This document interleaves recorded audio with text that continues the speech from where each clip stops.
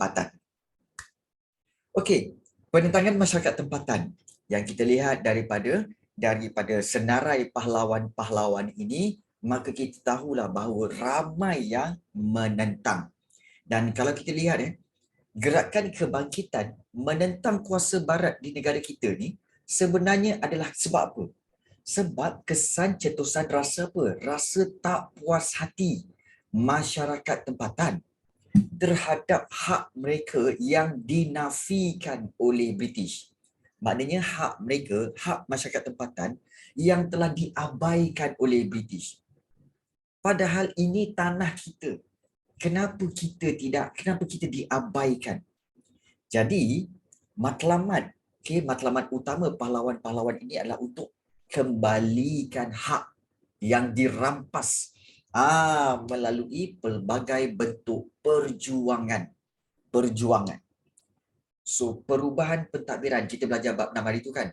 Perubahan pentadbiran yang diperkenalkan oleh kuasa barat memang sangat-sangat berbeza daripada sistem pentadbiran tradisional sedia ada. Ini telah memberi kesan terhadap kuasa pemerintah dan juga masyarakat tempatan.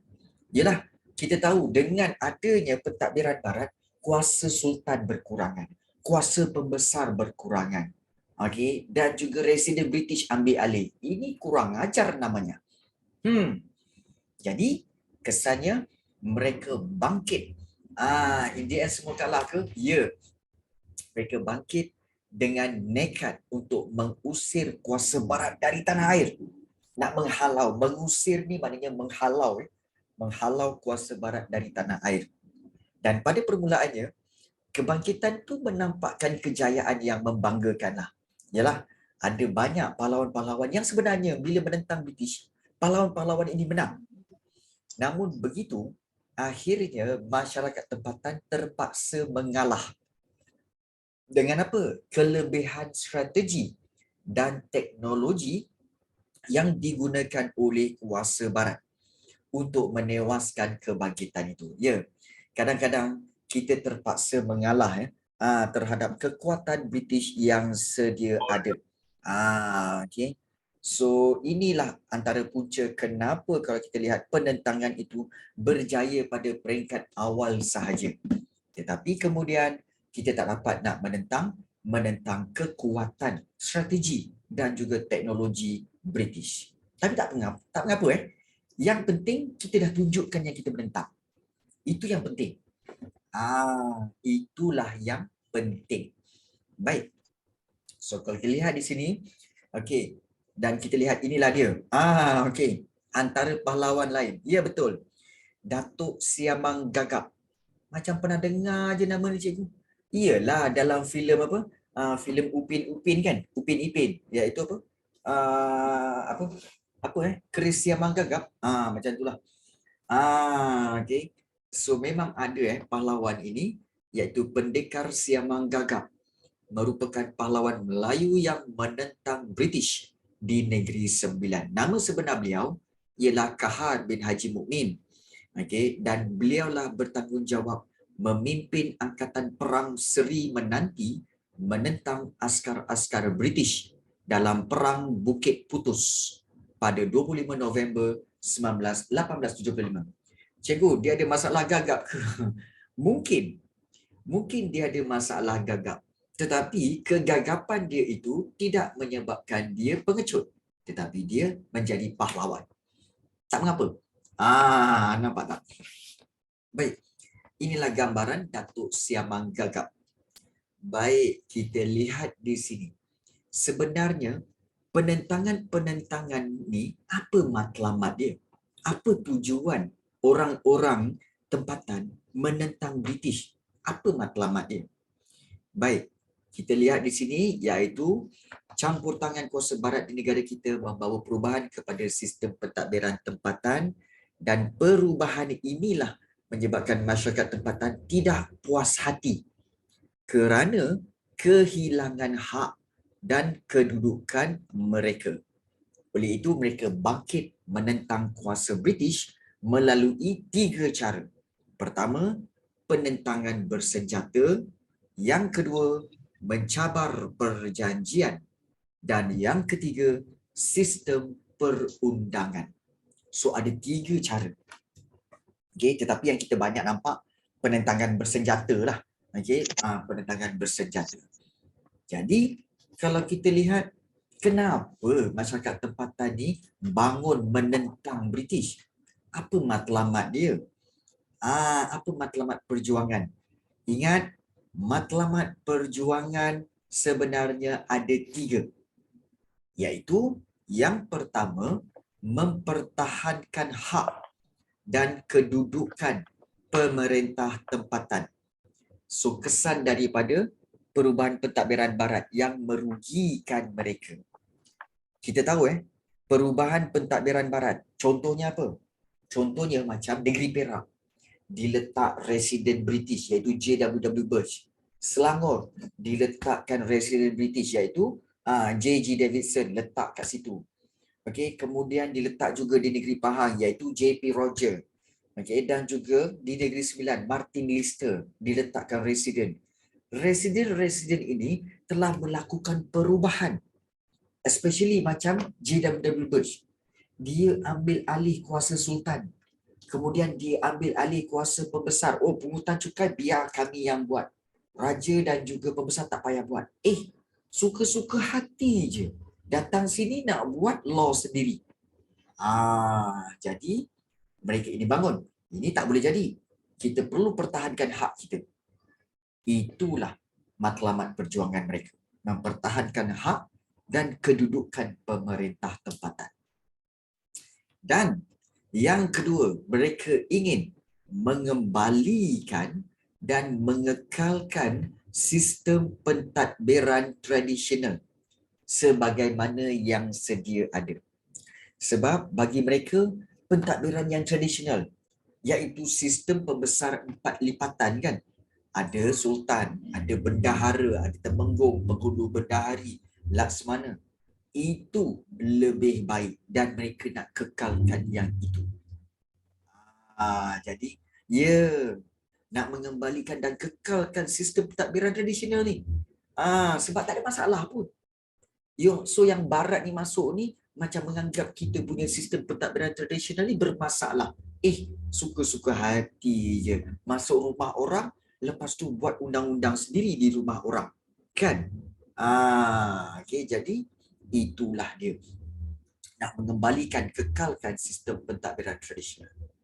Dan yang ketiga, iaitu menentang pentadbiran dan peraturan-peraturan baru yang banyak menyusahkan hidup rakyat. Betul? Contoh macam di Kelantan. Penduduk-penduduk tempatan dikehendaki untuk bayar cukai tanah. Dan bayar cukai tanah di mana? Di pejabat. Pejabat British iaitu di mana? Di Pekan. Kemudian nak kena bayar, nak ikut office hour. Kau ingat apa? Orang-orang kampung ni ikut office hour tu. Kan? Pagi nak kerja di Bendang semua. Kemudian nak pakai bersih-bersih. Kemudian nak berjalan kaki sampai ke bandar. Semata-mata nak bayar cukai. Memang menyusahkan lah kan. Memang menyusahkan. Jadi inilah yang menyebabkan mereka menentang. Jadi itulah matlamat perjuangan tokoh-tokoh tempatan. Mempertahankan hak dan kedudukan pemerintah tempatan. Mengembalikan dan mengekalkan sistem pemerintahan tradisional.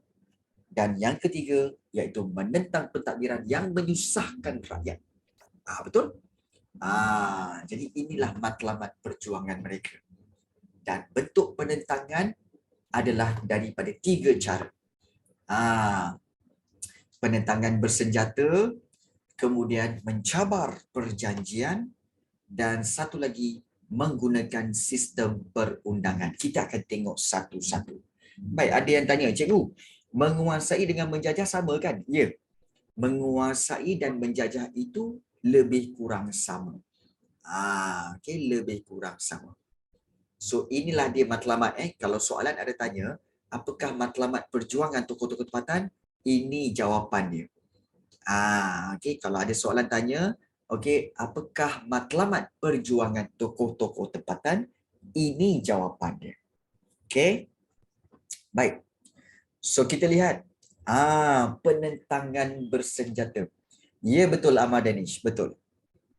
Penentangan bersenjata. Okey, bersenjata ni hebat ke senjata Melayu cikgu? Itu nombor 2. Yang penting kita lawan. Penentangan bersenjata iaitu penentangan masyarakat tempatan terhadap British diketuai oleh golongan-golongan bangsawan tempatan. Golongan bangsawan tempatan ni macam mana cikgu? Alah, golongan-golongan pembesar berempat lah. Okey, iaitu seperti bendahara, temenggung, penghulu bendahari dan juga laksamana, itu dikatakan sebagai golongan bangsawan. Saudagar-saudagar, itu golongan bangsawan. Pembesar-pembesar tempatan dan juga pemimpin-pemimpin agama yang tidak berpuas hati dengan pembaharuan yang dibuat oleh British. Baik, ada yang tanya, tapi lawan tanpa lihat senjata tu bahaya juga. Oh ya, betul. Lawan tanpa senjata pun bahaya. Tak percaya? Korang tengok cikgu bagi satu serangan pada korang. Tengok cikgu bagi satu serangan pada korang, korang mesti akan terkesan, iaitu korang akan tersenyum. Tengok, sedia Sedia Sedia Okey, sedia. Cikgu akan beri satu serangan, iaitu serangan cikgu ialah nampak tak korang senyum? Nampak tak korang senyum? Nampak korang senyum?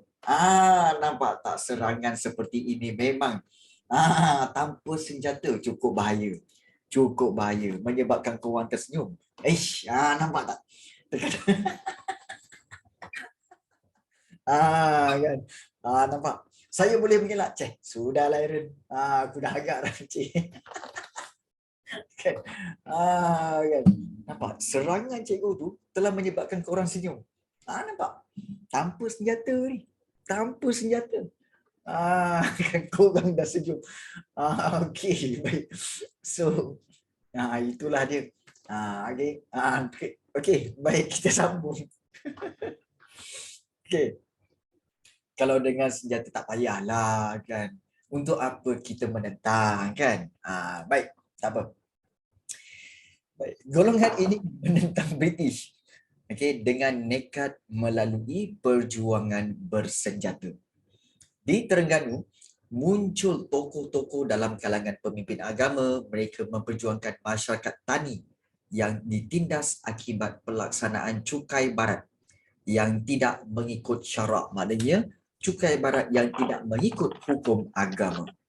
Jadi itu yang mereka tentang. Jom kita tengok. Okey, siapa yang menentang? Mula-mula kita tengok Dul Said. Okey, nama ni Dul Said. Baik, mungkin ada yang bertanya, cikgu, kenapa Dul Said dulu yang diletakkan? Kerana untuk pengetahuan kamu, penentangan yang mula-mula dibuat kepada British ialah Dul Said. Memang dalam sejarah, Dul Said yang mula-mula menentang British. Dan kalau kita lihat, Dul Said ni, penentangan Dul Said ni di Naning. Naning ni di mana cikgu?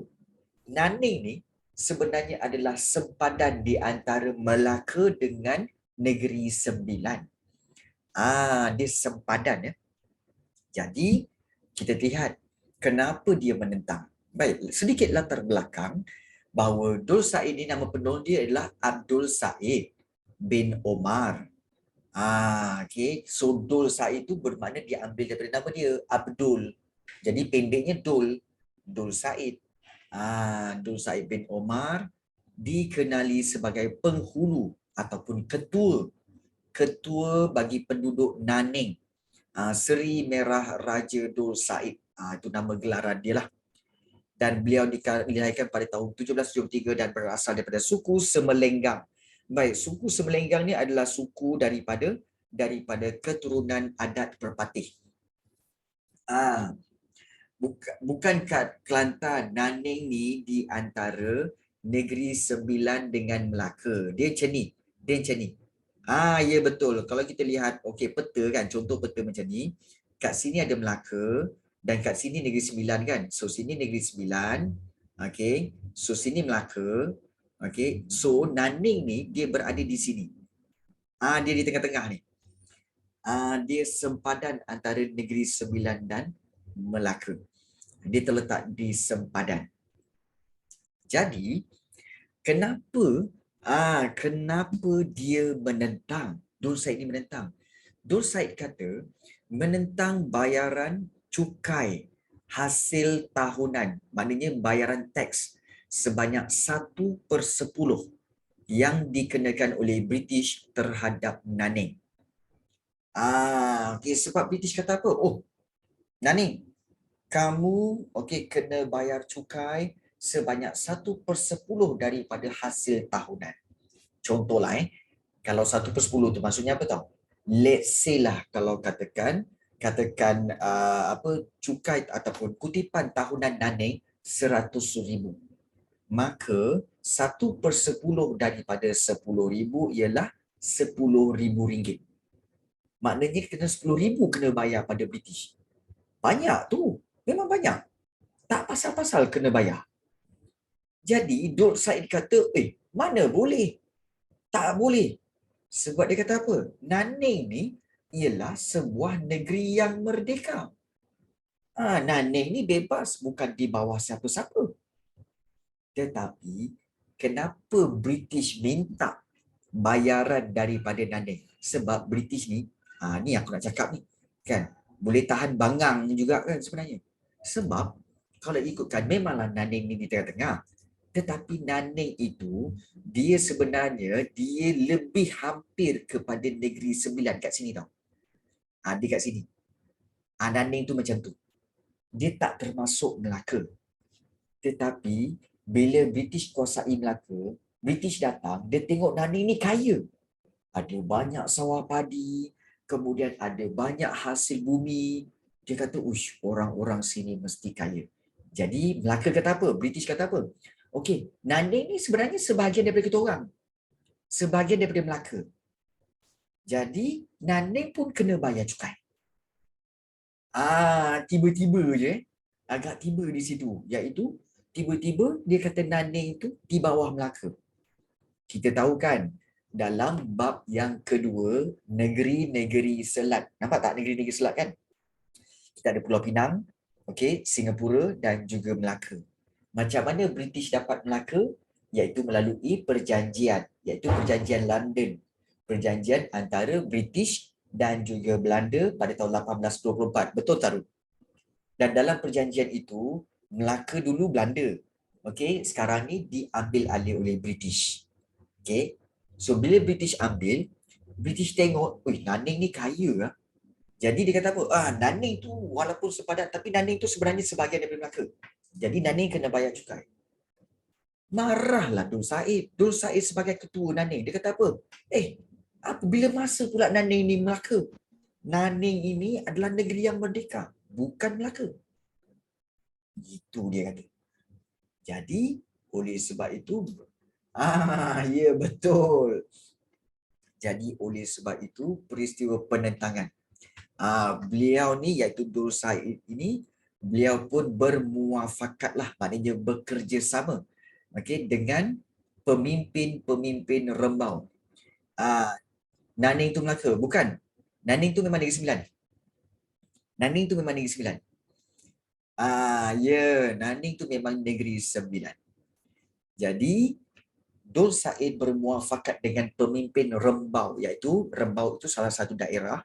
So, ketua-ketua Rembau ni dikumpulkan dan dia adakan pakatan dengan orang Melayu dari wilayah lain untuk menentang British. Antaranya termasuklah Yang Tuan Muda Raja Ali. Ali dari Rembau. Pembesar. Nanti. Pembesar Seri Menanti. Dia panggil Penghulu Gemencih. Kemudian Datuk Kelana Sungai Ujong. Penghulu Remai dan juga Richard. Dan juga Penghulu Linggi, Johor dan Ulu Muar. Semuanya dikumpulkan. Belum apa-apa dah ada ramai tanya ni. Sekejap. Kejap. Kita tengok. Soalan-soalan. Macam mana dia boleh jadi Negeri Sembilan kalau dia negeri merdeka?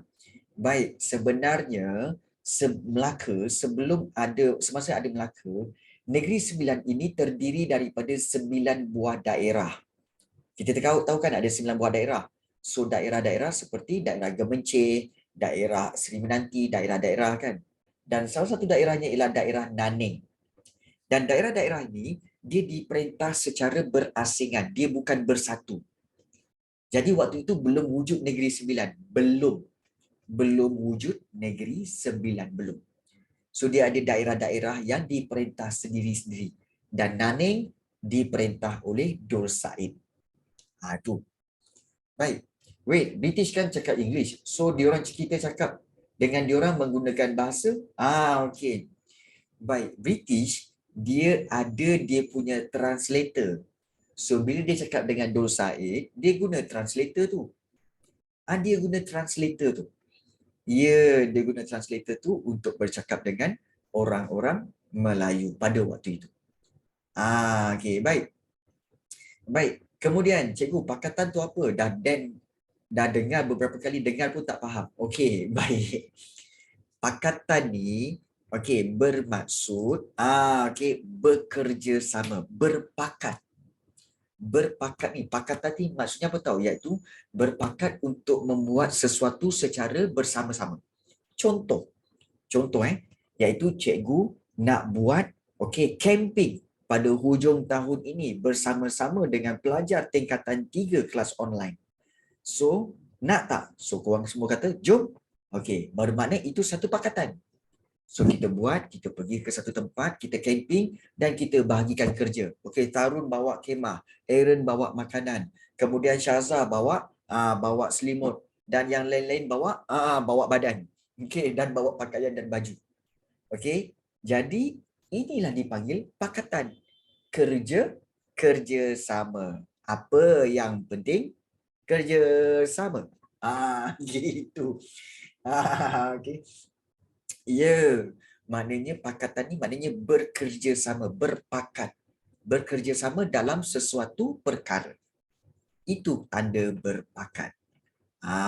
Okey. So, boleh faham ya Balkis? Okey, baik. Dan juga, cikgu, itu memang anak raja ke apa? Memang dia anak raja. Tu guna bukan. Okey, diorang pakai translator tu guna Google Translate ke? Kau nampak ni? Ni keris. Aku tikam kau sekarang. Zaman dulu mana ada Google Translate? Pandai? Baik. Zaman dulu guna orang lah. Orang yang tolong. Orang Melayu yang pandai cakap bahasa Inggeris. Pandai? Okey. Baik. Okey. Wifi pun tak ada. Dulu wifi tak ada, kan?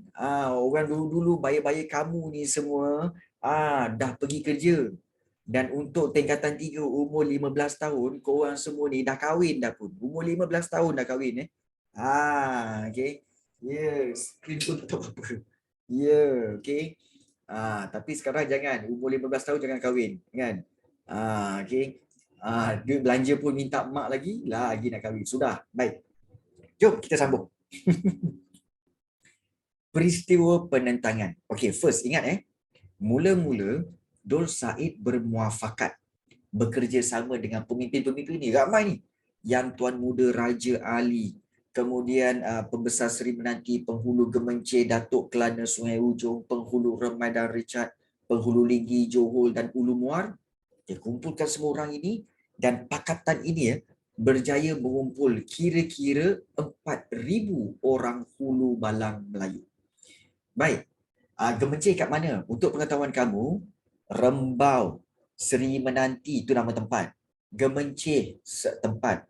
Datuk Kelana Sungai Ujong pun nama tempat. Ya betul, Datuk Kelana pun membantu. Datuk Kelana pun membantu Penghulu Remai dan Richard nama tempat. Linggi nama tempat. Johor nama tempat. Ulu Muar nama tempat. Okey. Jadi, ya betul.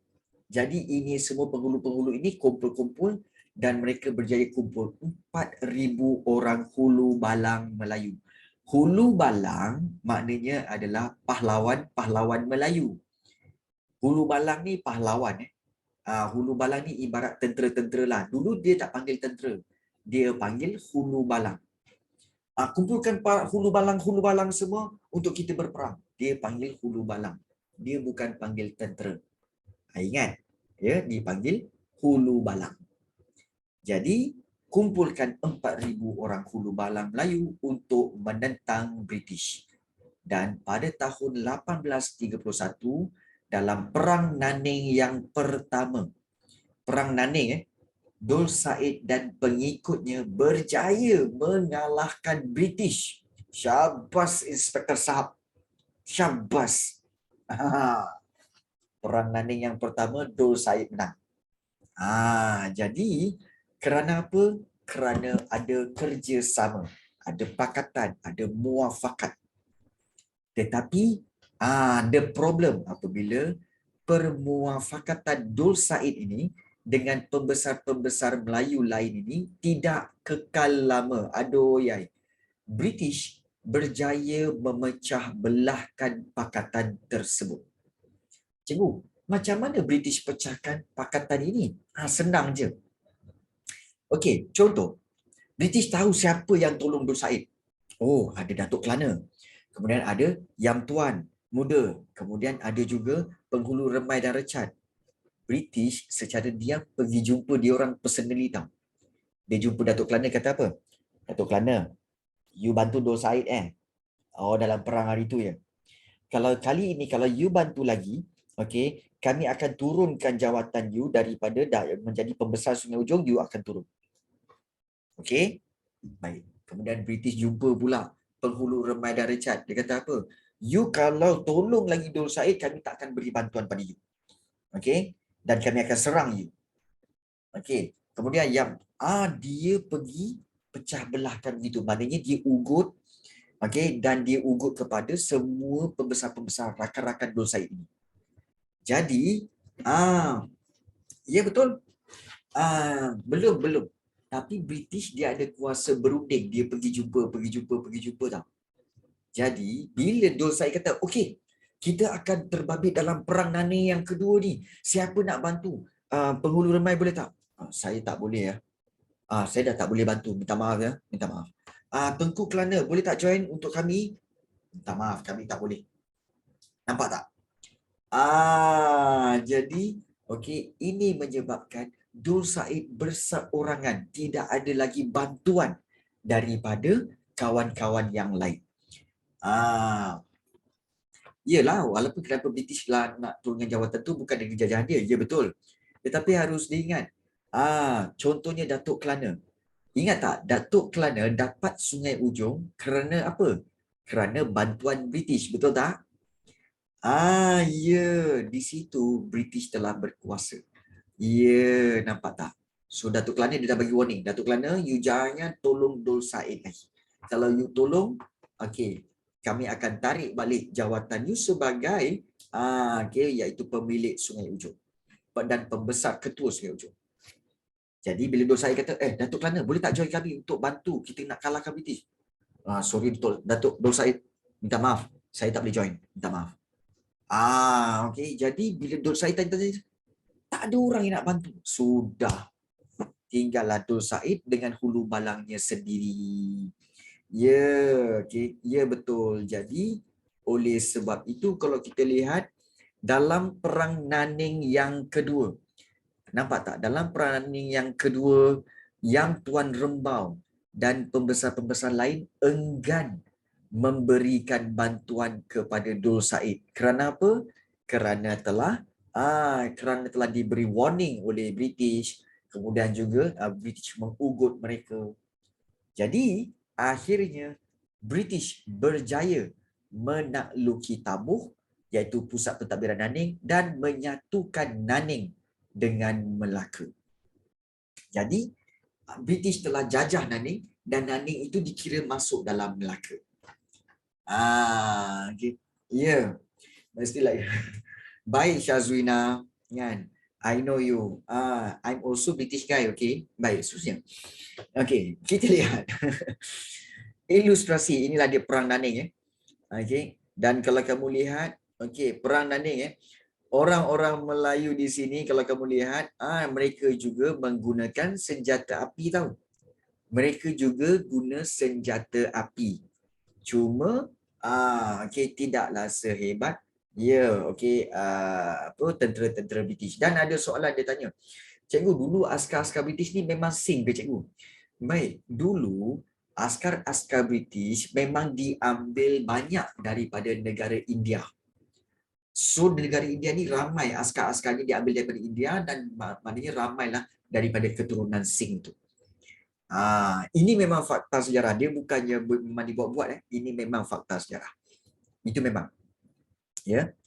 Jadi inilah dia kawasan yang mana Melaka telah mengambil kawasan Naning di sini dan seterusnya inilah kalau kita lihat telah dimiliki oleh British. Tapi macam lawak badan British ke bawah tu. Iyalah. Jadi inilah dia peta perang Naning. Maknanya kesimpulannya perang Naning ni sebenarnya perang Naning yang pertama memang Dul Said menang. Kerana apa? Bantuan daripada pembesar-pembesar lain. Tetapi kenapa perang Naning yang kedua Dul Said kalah? Kerana tidak ada lagi bantuan daripada pembesar-pembesar lain. Nampak tak? Benar. Ya, dulu ada rifle. Ya, betul. Ingat, bahawa ini samalah dengan peribahasa Melayu. Bersatu kita teguh, bercerai sambung. Sambung, bersatu kita teguh, bercerai kita roboh. Ya, betul kan. Kita talak apa dah? Kan? Bersatu kita teguh, bercerai kita roboh. Cikgu, siapa ketua Negeri Sembilan? Waktu ini belum ada Negeri Sembilan, belum wujud lagi. Negeri Sembilan belum wujud lagi. Yang ada banyak daerah-daerah saja yang diketuai oleh setiap pembesar dan ketua daerah. Belum lagi. Belum disatukan lagi Negeri Sembilan itu. Okey. Jadi inilah tentang Dul Said. Kesimpulannya apa? Kesimpulannya adalah kalau kita nak mengalahkan sesuatu musuh, kita perlu bersatu. Cikgu, kenapa Linggi ada banyak buaya? Memang banyak buaya. Memang Linggi itu memang banyak buaya sebab kawasan itu memang kawasan Sungai Linggi itu memang kita kata sebagai pusat pembiakan buaya lah. Kan? Tapi kalau kamu yang Izakil yang kamu pergi ke sana, dia akan tambah seekor lagi buaya. Baik. So Negeri Sembilan masa tu neraka. Bukan. So Negeri Sembilan masa tu adalah daerah-daerah kecil. Daerah-daerah kecil ya. Jadi dia bukan satu negeri. Jadi Cikgu harap Izakil tu jangan pergi ya. Takut bertambah lagi buaya. Baik, seterusnya. Kita sambung. Kita sambung dengan yang kedua. Okey. Baik. Oh, kampung saya cikgu selalu pergi. Oh ya ke Zakil? Kampung kamu patutlah. Kadang-kadang buaya sekejap bertambah, sekejap berkurang. Buaya tu sekejap bertambah, sekejap kurang. Sebab kadang-kadang kamu balik kampung, kadang-kadang tak balik kan? Iyalah, patutlah bilangan buaya kat situ kadang-kadang bertambah, kadang-kadang berkurang. Faham. Okey, baik. Seterusnya. Gurau. Okey, gurau okey. Okey. Ya apa dah Balkis, lambat. Okey. Itulah dia. Okey, seterusnya. Gurau kita kalau kelas kita tak bergurau tak best. Okey, baik. Seterusnya. Masih lagi di kawasan Negeri Sembilan iaitu Yam Tuan Antah. Ni dia Yam Tuan Antah. Okey, jadi kalau kita lihat bukan entah bukan entah, antah. Jadi entahlah. Okey. Latar belakang dia. Tunku Antah ni sebenarnya ialah anak Raja Raden Yam Tuan Besar. Okey, Negeri Sembilan. Maknanya dia ni anak raja sebenarnya anak raja Negeri Sembilan. Dan pada tahun 1875 Yam Tuan Antah dilantik sebagai Yam Tuan Seri Menanti. Okey. Baik. So kita lihat beliau ni adalah Yam Tuan Seri Menanti. Baik, kenapa beliau menentang? Okey. Beliau menentang campur tangan British di Sungai Ujong kerana British telah menggugat kedaulatan bangsa. Dengan mengambil alih kawasan Sungai Ujong, mengambil alih kawasan pungutan cukai Sungai Linggi. Jadi ini telah menggugat kedaulatan bangsa. So beliau bimbang British akan meluaskan kuasa ke wilayah-wilayah seterusnya. So beliau dah start bimbang, risau. British ni kadang-kadang dah bagi betis nak peha. Bila dapat Melaka nak Negeri Sembilan, bila dapat Negeri Sembilan nak negeri lain. Itu memang telah terbukti. Betul tak? Mula-mula dapat 3 negeri iaitu negeri-negeri Selat. Kemudian tak cukup, nak lagi 4 negeri iaitu negeri-negeri Melayu bersekutu. Tak cukup, nak lagi 5 negeri, negeri Melayu tidak bersekutu. Nampak tak? Memang British memang tak cukup. Sentiasa tak cukup. Tak apa yang dia orang tak cukup tak. Tamaknya British tu nampak seluruh dunia. Betul. Jadi yang Tuan Anta kata kita kena pertahankan kedaulatan bangsa. So, sekali lagi kita tengok yang Tuan Anta, beliau memimpin 4,000 orang pengikutnya menentang Datuk Kelana yang disokong oleh pasukan tentera British. Ini kes yang mana, cikgu? Okey, ingat tak kes? Okey, iaitu pada bab yang ketiga, iaitu Negeri Melayu Bersekutu. Di mana kita ingat tak? Iaitu masalah di Sungai Ujong. Iaitu Datuk Kelana dengan Datuk Shah Bandar. Kan diorang bergaduh berebut tentang kawasan pungutan cukai Sungai Linggi. So Datuk Kelana dengan Datuk Shah Bandar. British masuk campur dan British telah memberi sokongan kepada Datuk Kelana. So, yang Tuan Anta, dia kata apa? Ini tak bagus. Ada ke Datuk Kelana ini menerima sokongan daripada pasukan tentera British? Macam bantu British. Ya, betul. Jadi, oleh sebab itu, memimpin 4,000 orang pengikutnya menentang Datuk Kelana yang disokong oleh pasukan tentera British. Namun, kita tahu, British berjaya mengalahkan angkatan yang Tuan Anta ini di Paroi. Di Negeri Sembilan dan juga di Bukit Putus. Di Bukit Putus. Jadi kalah. Yang Tuan Anta kalah. Memang kalah dalam peperangan ini. Dan pada tahun 1876, Baginda sendiri, iaitu yang Tuan Anta ini, pun pergilah berunding. Tak menang ke? Tak. Berunding dengan Gubernur Negeri-Negeri Selat, iaitu William Jervois, dan melalui rundingan tersebut, British melantik Yang Tuan Anta sebagai Yang Tuan Besar Seri Menanti. Ingat Andrew Clark bukan? Ini yang seterusnya, iaitu William Jervois. Tapi sebenarnya ramai yang tak ikuti tahu. Sebenarnya Yang Tuan Anta ni sebenarnya pada peringkat awal dia menang tau. Pada peringkat awal dia menang. Kemudian ni cerita yang kita kata dapat daripada sumber luar. Sebenarnya Yang Tuan Anta berjaya mengalahkan British. Tetapi Yang Tuan Anta telah membina satu kubu di Bukit Putus. Bukit Putus tu tinggi tau. Tentera-tentera British ni telah diarahkan untuk serang kubu Yang Tuan Anta di atas bukit. Tetapi memang Yang Tuan Anta ni bijak. Dia bina kubu itu di atas bukit yang mana bukit itu curam. Dan tentera British tak mampu nak panjat. Kemudian dikelilingi pula dengan tembok tinggi yang menggunakan kayu-kayu belian dan juga buluh-buluh. Menyebabkan tentera British kata, mustahil kita boleh musnahkan kubu Yang Tuan Anta di Bukit Putus ni. Memang strategi itu memang hebat dah. Tetapi akhirnya untuk serangan yang seterusnya menggunakan meriam dan sebagainya, Yang Tuan Anta tetap mengalami kekalahan. Kubu tu apa? Kubu tu fort. Kubu tu fort iaitu macam kalau korang berperang kan. Alah, macam ni lah, macam korang main PUBG kan. Korang turun kan, mula-mula korang turun daripada kapal terbang. Kemudian parachute. Parachute lepas. Kemudian bila sampai je kat bawah kan, kemudian kamu akan cari tempat untuk berlindung, betul tak? Tempat untuk berlindung kan. So tempat untuk berlindung itulah dipanggil kubu. So kamu tembak, lepas tu nyorok. Tembak, lepas tu nyorok. Tempat yang kamu berlindung itu dipanggil kubu. Kubu itu dipanggil tempat berlindung. Itulah dia.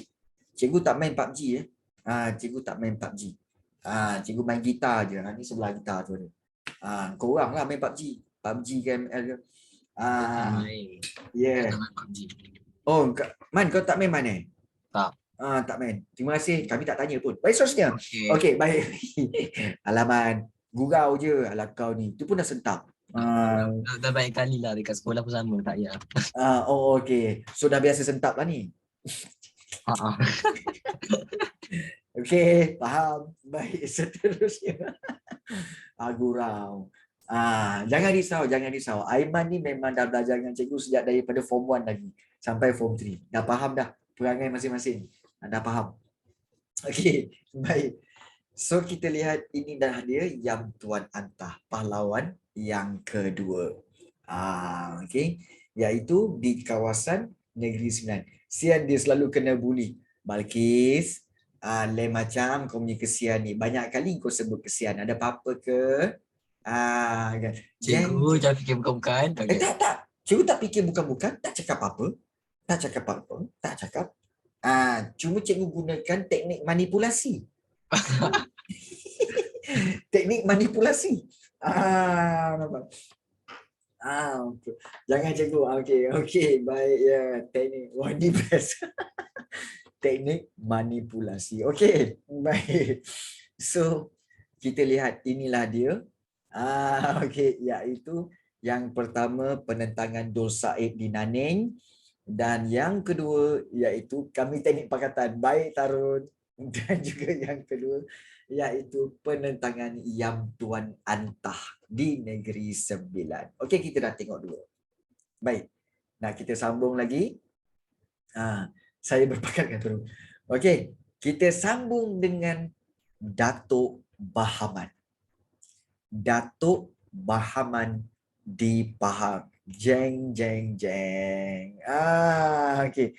Datuk Bahaman inilah baru kamu jumpa nama Mat Kilau. Nampak tak? Ada nama Mat Kilau. Oh, iyalah. Ya. Sebab itu apabila filem Mat Kilau keluar dan orang tanya cikgu, betul ke filem Mat Kilau ni ada dalam buku sejarah? Tak ada pun kita orang tengok. Ada. Okey, cikgu siap explain lagi. Bab 7. Korang tengok ada nama. Kan. So, ya betul Aaron. Baik, kita lihat. Kawan-kawan AC tanya ni lagi keluar cerita panjang lebar. Kenapa tak ada Awang, Wahid dan juga Yasin? Okey, Awang memang tak ada dalam ni lah sebab kalau ikutkan dia punya hulu balang ramai. Tapi kalau nak mentionkan seorang-seorang ni penuh lah nanti. Tapi kalau Wahid dan Yasin ni kamu boleh jumpa lagi iaitu dalam kumpulan senario. Itu memang ada. Baik. Kita lihat penentangan Datuk Bahaman. Okey, nanti buku sejarah sebesar sekolah. Ya, betul. Okey, baik. Penentangan Datuk Bahaman di Pahang. Kenapa nama dia Datuk Bahaman, cikgu? Nama macam pelik-pelik je. Tak. Nama sebenar dia Abdul Rahman bin Imam Noh atau dikenali sebagai Datuk Bahaman. Datuk Bahaman. Jadi beliau ini dilantik sebagai pembesar daerah Temerloh setelah kematian orang kaya Indra Segara. Maknanya kejadian ini berlaku di Temerloh, Pahang. Ada orang-orang Temerloh kat sini? Ada ke orang-orang Temerloh kat sini? Orang-orang Pahang, orang Temerloh. Ada ke tak ada? Tak ada Ya, bila ingat Temerloh, ingatlah ikan patin. Oh, ikan patin sedap. Oh, ikan patin masak masak lemak. Okey, masak lemak. Memang terbaik. Baik. So, itu Temerloh dan Abdul Rahman. Kenapa cikgu belanja? Boleh. Baik, kenapa dia menentang? Beliau menentang British di Pahang kerana beliau ni hilang hak mengutip cukai. Dan juga, satu lagi sebab pembinaan. Ya betul Syazwina. Pembinaan balai polis tanpa pengetahuannya. Baik. Zaman dulu, apabila dilantik, Sultan lantik pembesar, Okey, contohnya cikgu melantik Aaron sebagai pembesar Temerloh. Okey, jadi Aaron berkuasa untuk mengutip cukai di kawasan Temerloh itu. Dan duit daripada cukai itu sebahagiannya perlu diserah kepada Sultan. Serah kepada Sultan dan separuh lagi ataupun ada beberapa persen lagi akan diguna pakai oleh Datuk Bahaman ataupun Aaron sebagai pembesar, dan juga Aaron boleh gunakan untuk apa? Untuk membantu rakyat yang ada di dalam kawasan Temerloh. Tetapi bila British datang, British letakkan residen di Pahang, maka residen itu pula sekarang ni diisytihar apa? Oh, tak apa. Okey, Datuk Bahaman tak apa. Tak perlu ambil cukai. Okey, biarkan kami British yang mengutip cukai. Jadi, Datuk Bahaman hilang hak mengutip cukai itu. Ni sekarang aku ni kalau tak kutip cukai, ni nak bagi pada Sultan nak bagi apa? Nak bagi apa? Ni patut nak duit tu nak membantu rakyat. Nak pakai apa kalau tak ada cukai? Jadi itu yang menyebabkan Datuk Bahaman kata tak boleh jadi ni. Suka-suka hati je British mengutip hak, mengutip cukai ni seolah-olah dia punya. Itu yang dia marah. Dan satu lagi, tuk-tuk British bina balai polis. Balai polis dalam kawasan Temerloh, bina balai polis, tak bagi tahu dia. Tak bagi tahu Datuk Bahaman. British kata, Datuk Bahaman kata apa? Engkau ni masuk kawasan sini Temerloh, sepatutnya nak bina balai polis, kau tanya aku dulu. Kat mana nak letak ke, sesuai ke tak sesuai. Ini tak, main bina je. Kau tak tanya penghulu dulu. Ini melampau lah ni. Ini melampau. Dia seolah-olah macam apa tahu? Macam kamu masuk kamu daripada kelas A, kamu masuk kelas B, tapi kamu tak tanya cikgu kamu. Kamu terus je masuk jumpa kawan. Bro, jom kita pergi sarapan. Kat depan tu ada cikgu. Cikgu cakap apa? Masuk je. Tak ada pun bagi salam, bagi tahu cikgu dulu. Kau kenapa ni? Nampak tak? Kurang ajar kan? Kurang ajar namanya. Maknanya kalau nak pergi jumpa kawan kamu dalam kelas, nampak ada cikgu, kena tanya cikgu. Cikgu, saya nak jumpa kawan cikgu. Kawan cikgu pula. Cikgu, nak jumpa kawan saya cikgu. Betul tak? Minta izin kan? Ini tak minta izin. Main masuk terus bina balai polis. Melampau sangat ni. Kan. Jadi itulah menyebabkan Datuk Bahaman kata tak boleh jadi. Ya, tampar nanti. Betul. Jumpa kawan cikgu kena lempang kan. Ya, betul. Jadi oleh sebab itu pada tahun 1891 beliau melancarkan gerakan menentang British dengan bantuan Tok Gajah, iaitu Imam Perang Rasul ataupun gelaran dia, serta Mat Kilau. Di sinilah ada Mat Kilau. Ingat, Tok Gajah ini bapa kepada Mat Kilau. Tok Gajah ialah bapa kepada Mat Kilau. Dan polis zaman dulu pakai apa? Ini polis British lah. Kalau polis British sama je pakaian dia. Yang macam korang tengok dalam filem Mat Kilau tu. Macam tu lah pakaian dia. Polis British juga tu. Jadi, beliau melancarkan gerakan menentang British dengan bantuan Tok Gajah, iaitu Imam Perang Rasul dan juga Mat Kilau. Dan pada tahun 1894, Datuk Bahaman dan pengikutnya telah menawan, maknanya menguasai Kuala Tembeling dan juga Jeram Ampai. Ini dua tempat yang telah dikuasai oleh Datuk Bahaman. Jadi British bertindak balas dengan British hantar Colonel Walker dan berjaya menawan semula Jeram Ampai. Dan kemudian Datuk Bahaman serta Tok Gajah dan Mat Kilau terpaksa berundur ke Kelantan dan Terengganu. Dan peristiwa ini menandakan berakhirnya Perang Pahang. Sebenarnya cerita dia panjang lagi. Kalau ikutkan sebenarnya kalau ikutkan di sini ini kawasan dia. Kalau kita tengok dalam peta ni, Ni, okey, lubuk terowar. Okey, dan juga jeram ampai kat sini. Okey. Dua kawasan penentangan ini. Jadi, dua-dua kawasan ini dulu dikuasai oleh Datuk Bahman. Datang saja British, okey, telah pun berlaku peperangan dan ada peringkat-peringkat awalnya, dia banyak kali perang tau. Tetapi banyak kali perang juga yang Datuk Bahman menang dan ada juga yang British menang. Ada. Ya. Dan pada akhirnya apabila pada suatu masa British telah mendapat maklumat. Okey, British mendapat maklumat bahawa okey, Datuk Bahaman dan juga Mat Kilau serta Tok Gajah ada di kawasan sini. Iaitu ada satu kampung dipanggil Kampung Budu. Kampung Budu. Jadi rupa-rupanya terdapat orang-orang tempatan yang telah bagi tahu British. Terdapat orang tempatan, orang Melayu tempatan bagi tahu British. British sebenarnya Datuk Bahaman, Mat Kilau dan juga Tok Gajah bersembunyi di kampung kami, iaitu Kampung Budu. Maknanya ada pembelotan kat situ. Jadi Datuk Bahaman, Mat Kilau dan juga Tok Gajah telah tahu ada orang yang membelot bagi tahu British kedudukan mereka, maka Datuk Bahaman serta Mat Kilau dan juga Tok Gajah telah berpecah dan naik ke Kelantan dan juga Terengganu, berpecah. Diorang bersembunyi di Kelantan dan Terengganu. Tetapi apa jadi kepada Kampung Budu?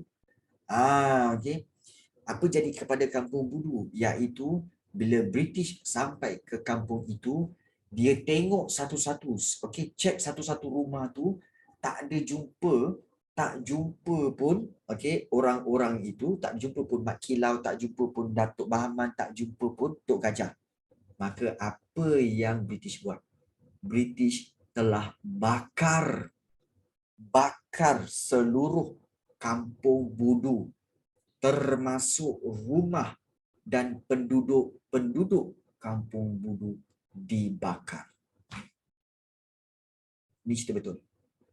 Ya, dibakar. Rumah dengan penduduk Kampung Budu dibakar sekali. Ya, betul. Jadi dibakar di Kampung Budu, serius, memang serius. Jadi kemudian British pun pulang dengan tangan kosong dan kemudian tak lama kemudian Datuk Bahaman, Mat Kilau dan juga Tok Gajah pulang ke Kampung Budu dan mereka melihat banyak mayat yang telah terbakar dan mati. Dan mereka lah bersama beberapa hulu balang telah korek lubang untuk mengkuburkan, mengebumikan semua mayat-mayat yang telah dibakar, yang terbakar dalam Kampung Budu. Orang bayangkanlah, kan? British punya tak dapat dia bakar, dengan penduduk-penduduk kampung dia bakar. Oleh sebab itu, kamu nak tahu, oleh sebab itu, Tok Gajah, Datuk Bahaman dan juga Datuk Bahaman dan juga terutama sekali Mat Kilau, Mat Kilau dengan Tok Gajah, mereka telah pergi ke Terengganu dan juga pergi ke Kelantan. Mereka hidup berpindah randah. Mereka dan mereka telah tukar nama. Mat Kilau lah especially banyak tukar nama. Dia tukar nama Mat Kilau kepada Mat Dahan lah, Mat Buah lah, Mat itulah, Mat ini, supaya orang tak kenal dia. Tau. Sebab dia tak nak. Kalau dia guna nama Mat Kilau, kalau orang kampung ni kata, oh kat sini ada Mat Kilau, takut nanti British serang kampung tu dan British bakar lagi kampung tu. Seperti mana yang berlaku pada Kampung Budu. Sebab tu Mat Kilau fikir panjang, dia kata apa? Aku tukar nama. British pun dia tembak budak kecil, betul. Jadi Mat Kilau tukar nama kepada Mat dan nama lain supaya tidak dikenali. Jadi itulah yang berlaku tentang penentangan Datuk Bahaman. Ya, jadi kalau kita lihat di sini, tangan kosong dia buat. Jadi yang paling menyedihkan sebenarnya adalah apabila penduduk-penduduk kampung yang tidak bersalah turut menjadi mangsa apabila serangan dibuat oleh British. Semata-mata kerana mereka tak dapat jumpa Mat Kilau dan juga Datuk Bahaman dan sebagainya. Jadi adakah ini kita kata sebagai Mat Kilau ataupun British, tindakan British yang baik? Tidak. Kita nampak bahawa sebenarnya British sangat-sangat dalam diam-diam British sebenarnya sangat kejam. Sangat kejam. Jadi kita nampaklah bahawa memang patut British ditentang. Memang patut. Jadi itulah yang berlaku kepada Mat Kilau dan juga Datuk Bahaman serta sebagainya. Okey. Baik, ada soalan nak tanya? Ada soalan nak tanya? Tentang 3 perkara tu. Baik, ada yang bertanya. Cikgu, kenapa Melayu tu nak belot? Dapat duit ke? What if semua negeri bersatu padu menentang British, also America, Malaysia? Help Malaysia tu. Okey. Baik. Kenapa Melayu tu nak belot? Dapat duit ke? While sebenar-benarnya